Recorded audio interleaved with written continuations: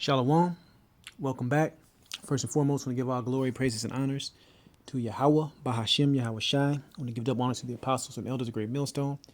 And salutations to Yah, pushing his word in sincerity and in truth. Back with another lesson. Today, I want to play a little bit from this video I found. Basically, this guy's going to rant probably for like 2 minutes.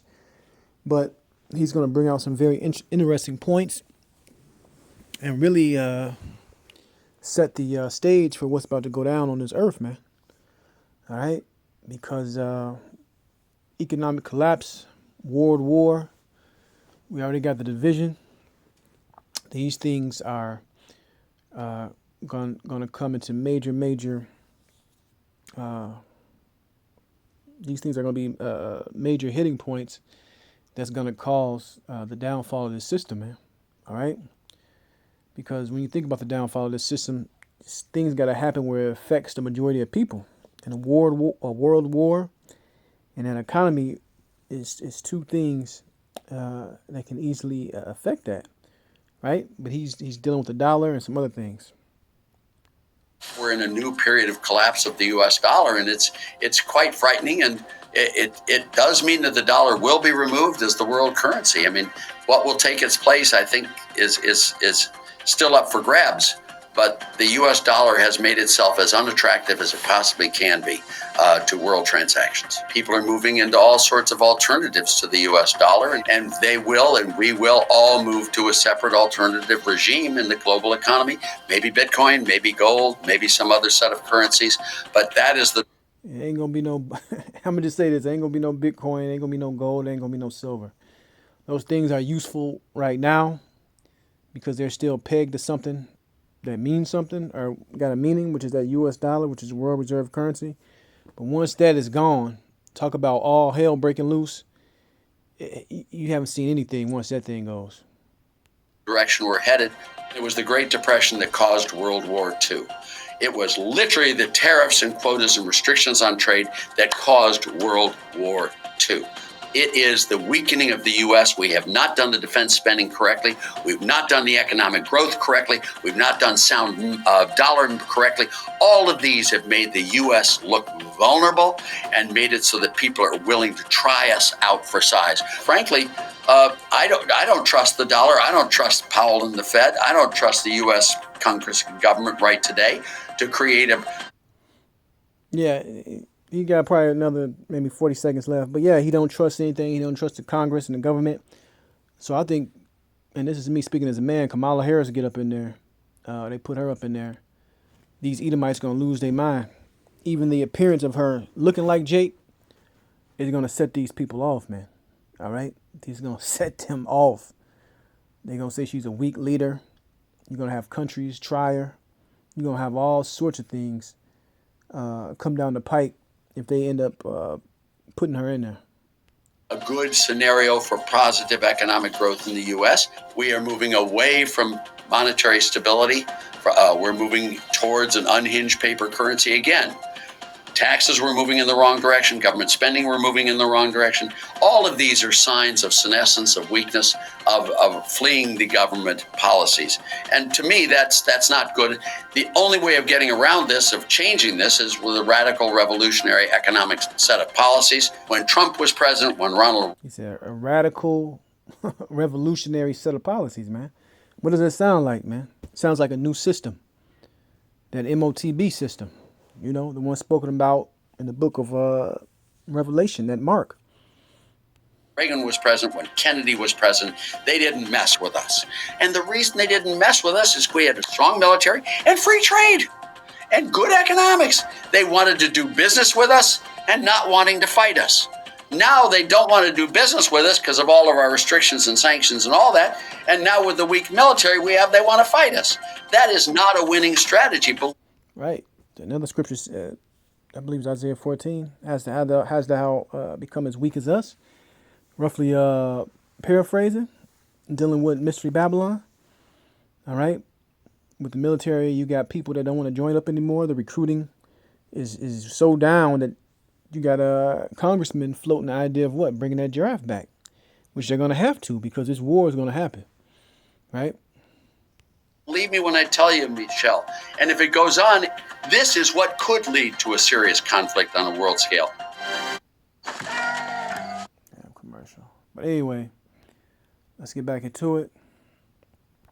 Let's get 2nd Ezra 15 and 15. So when we read these prophetic dystopian type scriptures that we bring out more and more in these last days, and that guy that ran it for about 2 minutes, he's showing you the setup to what's going to cause these things, man.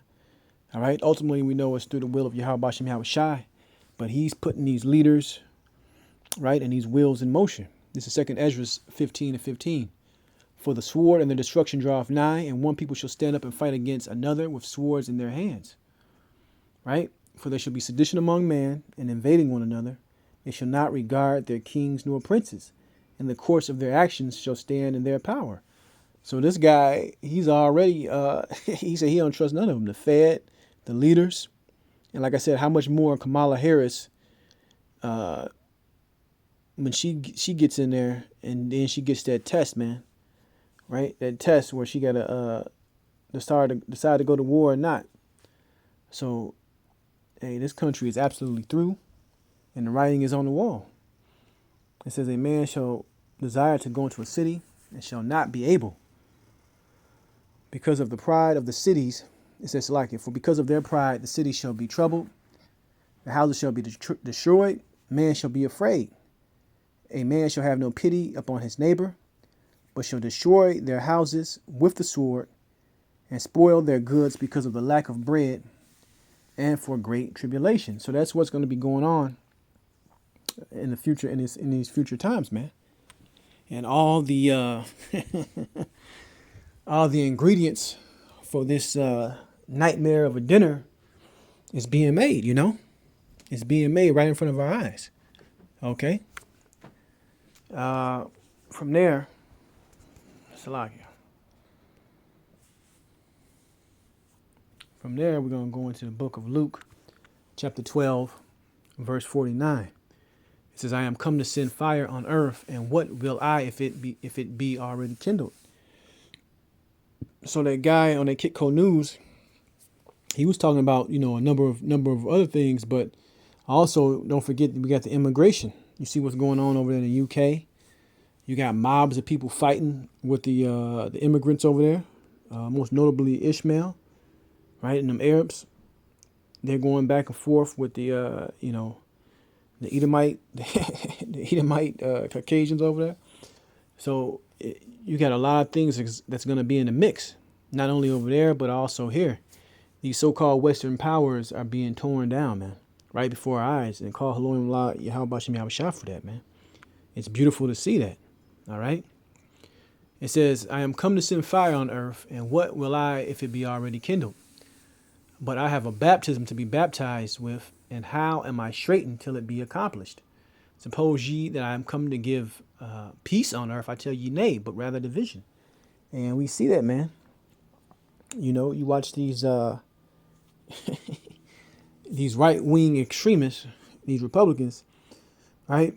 And all they do is talk about how stupid Kamala Harris is, how dumb she is. She don't know what she's talking about. Hey, her ass is set up, man. Right?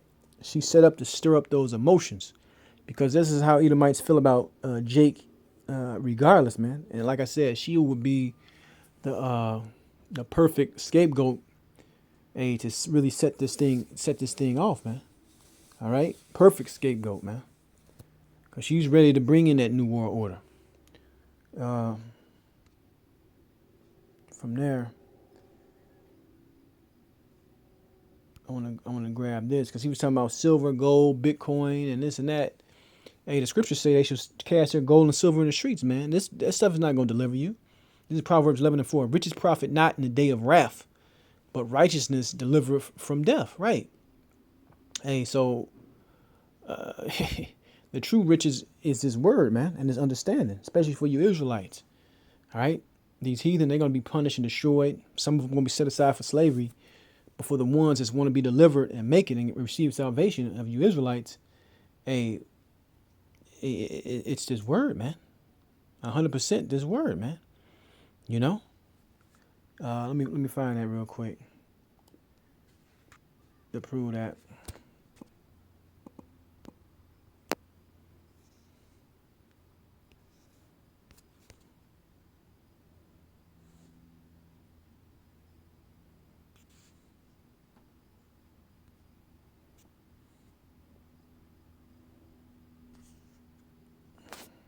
Salakia.